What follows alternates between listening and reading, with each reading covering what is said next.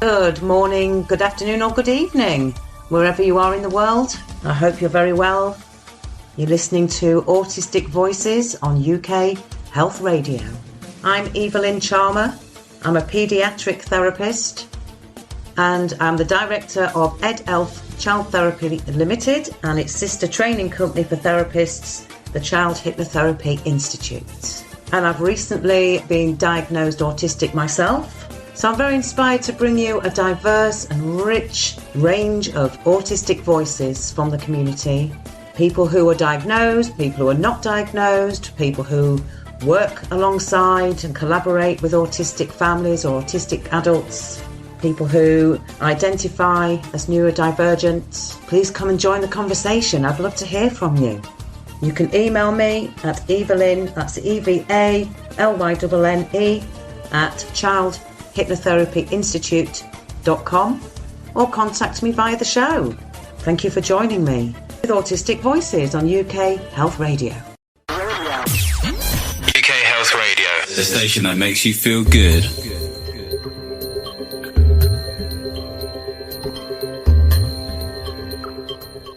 Hello, my guest of the week is Donna Hudson. She's the founder and director of becomingyourownboss.co.uk. And I'll let her tell you all about that. It's very exciting. But what it says on her website sums it up. It says freedom, fun and finances for neurodiverse women. So welcome to the show, Donna. Thank you. Thank you. Oh, it's so good to have you on. I know we've had some really interesting chats and I usually start the show with gratitude. And I'd like to ask you in a moment what you're grateful for today. And I'm grateful personally for, let me think, I think having a dog. Because I've had him I grew up with dogs and then I didn't have one as an adult. And I've had my dog as an adult now for nearly 9 years. And he's a great emotional support and he's great fun. I don't think I've ever felt lonely in those years. Nice.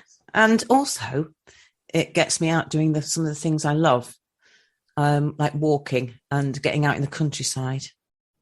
Yeah. So that's me. What are you grateful for today? I'm grateful for the new day. I like to, embrace each new day as, okay, this is a new chapter today, as opposed to bringing in things from, the past. I think that's wonderful. Yeah, that is so lovely. And I know that you mean that, you don't forget stuff from the past. So it's not always easy to move on and things like that. But you try to take each day as a clean canvas. Yes. Yeah, a fresh canvas. Okay. So as I mentioned, you're the director of Becoming Your Own Boss. You work with helping neurodiverse women find freedom, fun and finances in their businesses. And I just wondered if you could tell our listeners what the core value of your work is and why you do it. Okay, so the core value of my business is breaking the stigma of being neurodivergent. And for me, I just feel that having a business is stressful within itself. And it can be especially challenging being neurodivergent, trying to run a business, comparing it to neurotypical, society norm, quote unquote. And so I have this passion and this desire to help these women, as far as I'm concerned, who are amazing, to step into their full potential and do the things that they love, have fun doing it, make money from it as well, and just have this level of freedom that you wouldn't necessarily have in a 9-to-5. That's really the core of why I do what I do. Yeah, it sounds amazing. And as a neurodivergent woman running a business, I totally resonate with what you've said there. And I'm not going to bang on about, the trials and tribulations of that. And it's been very joyful setting it up as well. But for me, I can sometimes deal with really complex concepts and projects, and then some really simple stuff about I don't know, working out things like, what does it mean? I get confused around language. So when I see written stuff about what can I claim back in tax, what I can't, I get really confused by that stuff. So, and then, people kind of go, really? They think that you're just acting dumb or something. I'm like, no, that sort of stuff just doesn't compute for me. And because you can sort of sometimes manage some things really well, people kind of assume that you can manage everything really well. Yes. The same. Which is very frustrating. Yes. Yeah. So tell us about your own experience of having been diagnosed and what you were diagnosed with and when. Okay. So I was diagnosed when I went to university, and I was in a place where I had really decided that I wanted to do something with my life, because I felt that I was going around in circles. So I decided to go to university, and whilst at university, I was just struggling. I was doing the best that I could, but it just wasn't going the way how I wanted it to go. And I just sort of felt to myself, what's going on here? Why am I struggling? And it was whilst I was walking one day through the corridor, I saw this flyer, and the flyer said, are you struggling to get the marks that you expect to get? You're putting all your effort in, maybe you are dyslexic. So I decided to myself, I'm dyslexic. This must be the reason why, I'm not getting the marks that I want to get. And so I put myself forward to get assessed. And whilst I was being assessed, at the end of being assessed, the psychologist said to me, no, you're not actually dyslexic. However, and he started to ask me all these different questions. And then it turned out those questions were related to ADHD. He said, you have ADHD. And that's how I found out. So it was kind of... And roughly how old were you when you went to university? 31. Okay, 31. So you're not talking about 18, you're not talking about 19. So when you were an adult at 31, and what was your emotional response to finding out that you are ADHD? At first, I was relieved, because I finally found out, oh, so this is why I've been struggling. Because the questions that he was asking me, I've never been asked those questions before. So in my head, I'm thinking, what's the matter with me? Oh, right. Okay. So in the relief then was kind of like in an explanation for some of the things you found challenging. Is that right? Yes. Okay. Yes. Okay. So you said at first it was relief. What came after that? And then I felt happy to know that I wasn't the only person who felt like this. Because all along before that, I did think that there was something wrong with me. Everybody else in the world is fine. Is there something wrong with me? I'm the one that has something wrong with them. So hearing that there were other people who also was experiencing the same challenges made me think, oh, it's not just me. This is, a worldwide thing. Interesting. So I did actually feel happy. Yeah, but then I think later on, I felt a bit discouraged, because I've now had to learn a different way of being. So that led to quite a bit of a frustration, because I've got to learn how to do things in a more aligned way, even though it felt uncomfortable.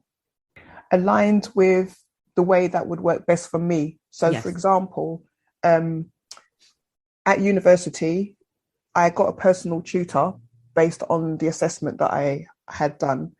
And the personal tutor said to me that the way how my brain is, I will not achieve very well if I try and cram things in at the last minute. Okay. So I have to start doing things much earlier, get everything out, whether it's jumbled up, it doesn't matter, but get everything out of my head, and then go away, and then come back to it. Go away, come back to it, go away, come back to it. And then that would be my best. Whereas the way how I've always done it is force myself to sit at the desk, get it all out of my head, get frustrated because none of it's making sense, why is this not making, and I'm beating myself up, but that's not the best way. So trying to learn this new way of doing it, it sort of felt like it was a slow process. So that's where the frustration kicked in now with, why is it taking so long? But it's like, no, but this is the best way for you. So that's what I mean about having to adapt to my aligned way. And did it work using that approach? Yes, because that's what I need. So yeah, I think for me, it was trying to understand that I've got to relearn everything.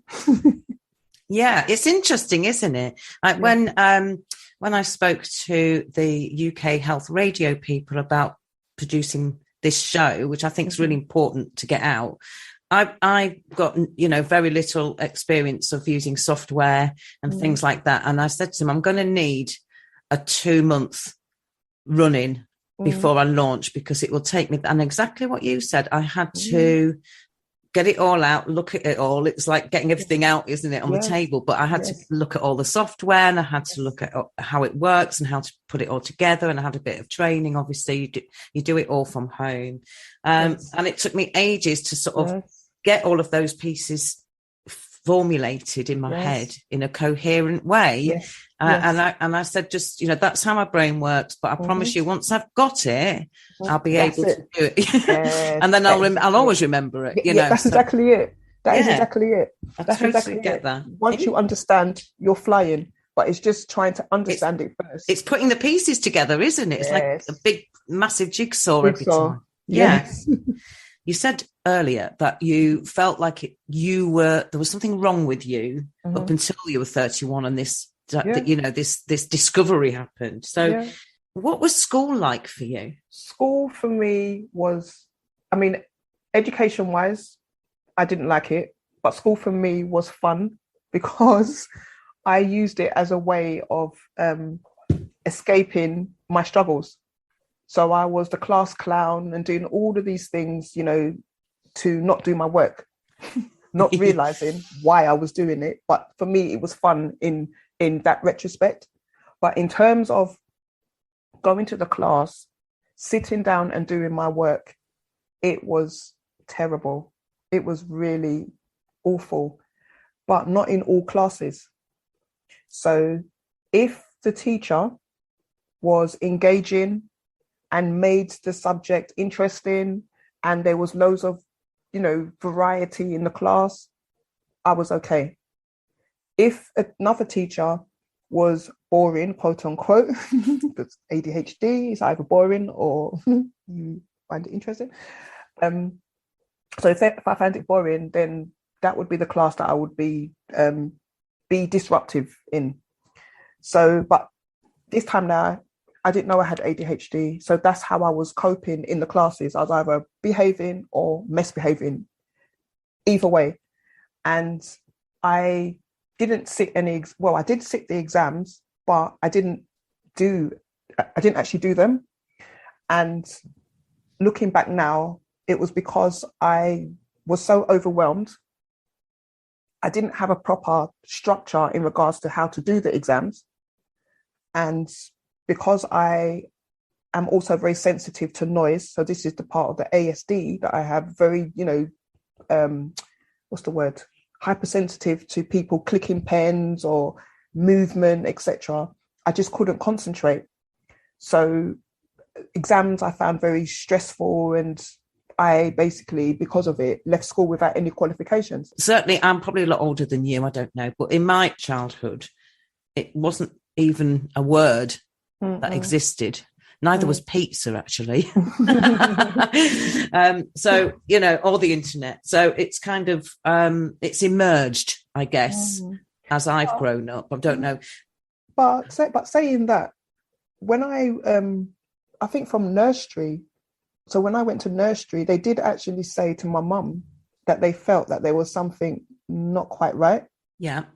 Because before going to nursery and before even going to primary school and secondary school, I've always been advanced. But for some reason, it's when I'm now in the classroom with other children, it's as if my behavior just acts complete opposite to somebody who knows what they need to be doing. So it isn't as if I went into school totally clueless about these subjects, because I've always enjoyed reading, I've always enjoyed studying. It was just that the classroom and the other children and trying to understand what was going on, that's where I basically was underachieving. And so they did actually highlight it to my mum all throughout my schooling. So from nursery, primary school, secondary school, it was constantly highlighted. But as far as my mum's concerned, there's nothing wrong with her because she's bright, she's intelligent. So what are you saying here? And I think back then, having these labels was not seen as, a good thing. Not to say that it's seen as a good thing now, but I mean, back then especially, it wasn't something that people would want to gravitate towards. Your child's got this thing wrong with them, that sort of thing. So yeah, and I guess that comes from sort of what understanding is out there. Yes. In the world, isn't it? And what's put out into the mainstream. Yes. About being neurodivergent, and I guess that's what I mean when I talk about how it's emerged more and more over the years. And I think what I'm talking about emerging is that it's a difference, not necessarily a disability. And it might come alongside some people who are neurodivergent also have disabilities. And it's a very complicated thing. And I think sometimes people think that, ASD, ADHD, they're disabilities. And I know they can need additional support in order to reach your potential. But I still wouldn't personally term that a disability. And I guess that's what you're saying. Or maybe your mum's generation was still in the, my child isn't disabled because she's bright, creative, chatty. She didn't have any delayed, milestones when she was growing as a child. And I think there's a lot of our generation and probably above us as well, who have gone undiagnosed, maybe forever for some people. Yeah, absolutely. I mean, with what you just said about disability, I actually don't like that term. And the reason why I don't like the term is because at university, I went on a project, and the project was going into schools and encouraging young people who already knew that they were neurodivergent to tap into their, potential basically and go after the things that they want. And one of the things that we was taught was it's a learning difference. It's not a disability, because a disability, that's like saying, you haven't got a leg, for argument's sake, and you've got to learn to cope with it. Something's missing, or there's a lack, or that something's restrictive, or whatever. It's and I think what we're trying to say is there isn't a lack. It's just that your brain is different, and the way that your brain processes information is different, and that will be different for every person who's on any of these spectrums, really. Let's break for some music. Okay. UK Health Radio, the station that makes you feel good.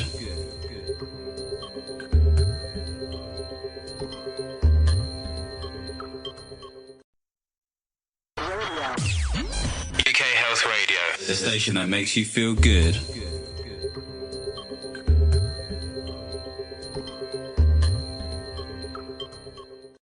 Welcome back, listeners. You're listening to Autistic Voices on UK Health Radio. I'm Evalynne Charmer, and my guest of the week is the lovely Donna Hudson from becomingyourownboss.co.uk. Hi, Donna. Welcome back. Hi. Hello. It's really interesting chatting to you about your journey, through school. I think you were talking a lot about, well, not a lot. You were talking earlier about becoming the class clown. And having worked in special needs education, I've met a lot of class clowns, and I've been that as well myself. For me, it was when I was started to really struggle with O-level maths, And I've been really good at maths all through my life, and then suddenly I hit a wall, and so I would just mess about and make people laugh and get chucked out for singing. Yes. So now I think the benefit of having done that yourself is being able to see that in others. Yes, straight away. So it's like behavior is a language, and if somebody is doing that, they're trying to avoid something, aren't they? Absolutely. So tell me about what do you how can we put this? What about potential reaching? So obviously you went to university at 31, which is brilliant, and you can go to university at any age. Absolutely. But why did it take you till then? And do you feel that you have reached your potential, or could have reached your potential earlier in your life, maybe with the right support? Okay, so university, which I'm grateful for, is where I got my diagnosis. So before going to uni, I was constantly feeling unfulfilled. Yeah. So I left school, like I said, without achieving any qualifications. So I was doing these dead-end jobs that I absolutely hated. So I was walking in and out of retail jobs. Back in the days, you could literally walk into a job today and start tomorrow. That's all changed now, but that's how it was then. So I was constantly just in and out of jobs, didn't really stay there for that long, and was telling myself that there was a problem with the job. So I need to go to another job, because if I go to another job, then I will find what I'm looking for, not realizing I was the common denominator. So I'm just bouncing from job to job, just 1 minute I'm excited, yeah, this is a job, yeah. And then, I'm bored. I don't want to be here anymore. I'm going to go somewhere else. And I just found myself going round in circles. I just could not get this fulfillment. There was something in me that wanted more, but I wasn't quite sure what this more was. And so I was just getting frustrated with myself, because I'm thinking, what's the meaning of life? Why am I here? I'm just floating around aimlessly. Nothing makes sense. Why can't I get my act together? And, all of these negative things that was just playing around in my head. And it was going on for years. And in the year 2000, before the year 2000 hit, I told myself, yes, the year 2000, this is going to be my big break. This is going to be the year where I will finally know what I want to do. And then I basically hit an all-time low. It was my lowest. And I remember going to my doctor and saying, I don't understand what's going on. No, what's going on with me? I don't understand. This is meant to be a good year and everything's going wrong. And I can't cope anymore. And the doctor said, you've got depression. So I was like, okay. So I've got depression. And then something inside of me, which I believe is the ADHD, had this determination to say, I don't need to take these medication. I'm going to go and find out how I can get fulfillment rather than taking these pills, because even though I feel good taking these pills, I still don't know what I'm supposed to be doing. So this is not really helping. I've got to find another way. And that's when I decided, right, I'm going to go back to college and I'm going to go and get a qualification, and I'm not leaving until I get one, because I believe if I get a qualification, then that will push me towards what it is that I really want to do. And so I done that. And then after getting my qualification, I then went to university. And then it was whilst I was at university, found out about the ADHD, and then went onto a project which was to go into schools and speak to young people who were neurodivergent. And I was like, oh my gosh, this is my calling in life. To go and help young people who need to be encouraged, and give them the level of support that I never got. And then now I'm feeling, so maybe this is what I'm meant to be doing.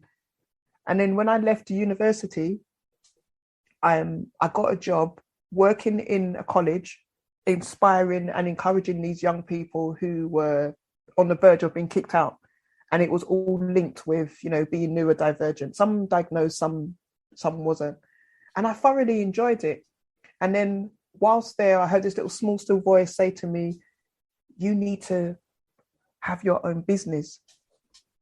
And that came about because I wasn't getting on with my boss at the time. I felt very restricted because, as far as I'm concerned, I've now found what I want to do in life. And now I've got this boss saying to me, nope, you can't do that. No, you can't do that. You can't do that. And I was like, okay, I'm going to do my own thing, that sort of thing. And that's really how I transitioned into my own business. That's a wonderful story. And I have heard so many stories which are very inspiring. One of the reasons for doing the show Autistic Voices was to bring those stories to life for people, because I thought more people need to hear this. I've heard so many stories where people have had really challenging experiences and then they've gone through really dark tunnels and no one would wish that on anybody, Yes. But coming out the other side, eventually they've been inspired and motivated to help other people. And Absolutely. That, to me, is just so beautiful, to take your own hardships and experiences and then turn it around into something positive to help somebody else. I think is amazing. So I love you for that. So how can we help children and young people today reach their potential, do you think? Okay, so I think it's very important for young children to feel comfortable being themselves. Yeah, couldn't agree more. Yeah. Yes. So I found out this year that I have ASD, and spectrums of it. And one of the things that I see with the ASD is the common term masking. Yes. And I feel that if these young children were made to feel in school that they're okay being who they are, meaning that if you're struggling, you're not going to be, looked down on, but instead be supported, then you wouldn't have to mask. You wouldn't have to pretend. You wouldn't want to fit in. You'd be comfortable being yourself and comfortable fitting in, being different. UK Health Radio, the station that makes you feel good.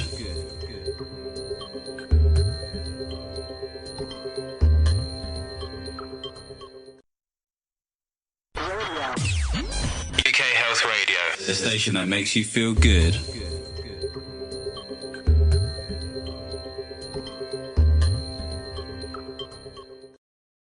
I think that says it all, really. And yeah, I've got a program of work I've been working on for a couple of years as in my therapy role, and it's called Congruent Me, because it's a program that lasts a few weeks. But I really, really do believe that there are so many young people struggling with their mental health because their development, well, in terms of their identity and their self-worth and their confidence has all been linked to feeling like they've had to fit in to be liked and appreciated and valued, rather than being met just as they are. And it being okay to be them. And I think that is one of the most destructive things. So that's the core of the work I do too. So that's really lovely to hear you say that. Okay, well, we've talked about your schooling. We've talked about how you've turned that around and into being something really valuable and helpful for other people. What advice do you have for other neurodivergent women at the moment in, the times we're living in, with the sort of, struggles of, there are people out there for whom, basic needs are a struggle just to get food on the table and pay bills at the moment. There are people out there who are having no choice but to start their own self-employment because they're, maybe their jobs have gone during the crisis. And then there are other people whose businesses have collapsed during the COVID. So I don't think there's one answer fits all. But what do you find people come to you for advice on the most? What's the kind of common themes? I think the common theme is more about them going after their dreams and not feeling like it's impossible. So one of the strengths that I have with ADHD is I'm very visionary. So someone can say, I want to do X, Y, Z. So for example, they may be struggling in a particular area. And if I say to them, okay, if that struggle wasn't there, what is it that you would like to do? And they may say, well, I would want to, I don't know, start a business for argument's sake, but then say, but I can't do it. You know, I don't have the time. I don't know even what I want to do. Straight away, I can see more on top of what they've actually said. So Okay. it's as if someone said the other day, I'm like an eagle. So it's as if I can actually look over what they've said and can see more than what they've actually shared with me. So I can actually help them to come up higher rather than them just saying, what a gift. I'm just comfortable being here. Yes. That's a wonderful gift. Absolutely. Yeah. Oh, that's lovely. And I'm sure there's a lot of people out there who go, oh, I wish I could do that. You know, that's a real gift that you're bringing to people. Yeah. And people always say that I'm very encouraging and very inspiring as well. Mm. And when I said to you at the very beginning about what I'm grateful for, because of the depression that I had, it's helped me to be able to see someone else in a dark place and know what I would want for myself. That's how I've actually learned how to be such an encourager. That's how I've learned to be inspiring to others, because I know what it feels like. So this is the empathy side now. I know what it feels like to be in a dark place. So every time someone says something like, oh, this is hard, I'm always looking back at myself and saying, okay, what would I have wanted someone to say to me when I found things hard? And that's how I've always been able to encourage others. You're like a little light that shines in that dark tunnel and says, yes.